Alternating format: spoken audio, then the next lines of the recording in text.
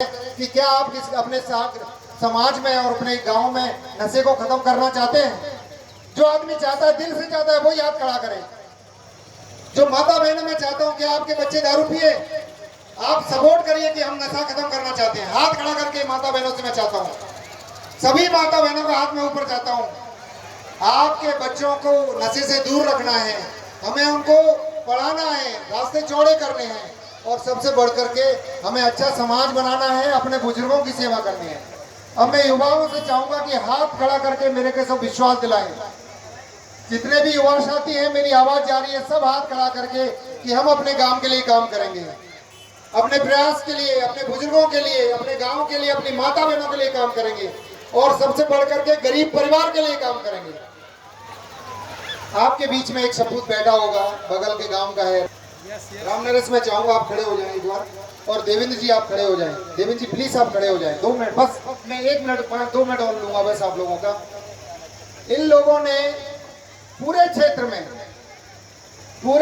इन लोगों ने मिलकर के हमारे लिए लाइब्रेरी, पुस्तकालय बनवाया है।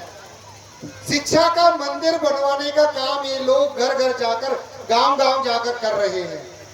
बगल में उल्लासपुरा गांव है, जहां पर अभी लाइब्रेरी का काम चल रहा है। तो मैं उल्लासपुरा गांव के सभी बुजुर्गों को, माता बहनों को, युवाओं को, सबको बहुत बहुत धन्यवाद देना चाहता हूं इस मंच से।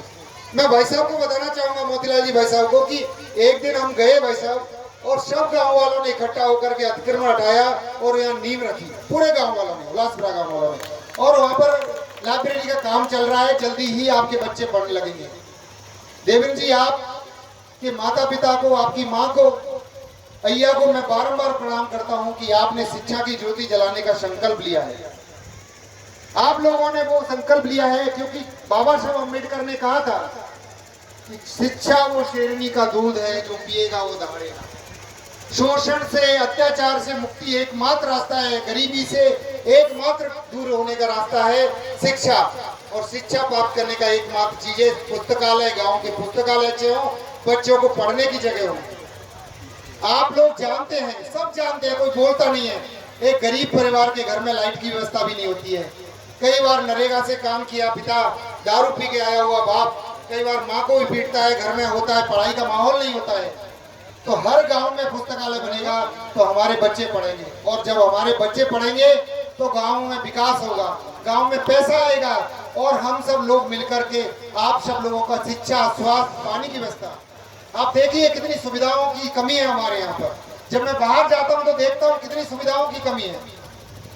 जैसे मेरे पिताजी यहाँ बैठे हैं, श्री धर्म सिंह मीना जी, उन्होंने कितनी मेहनत से हमें पढ़ाया, जयपुर भेजा, और जयपुर भेजकर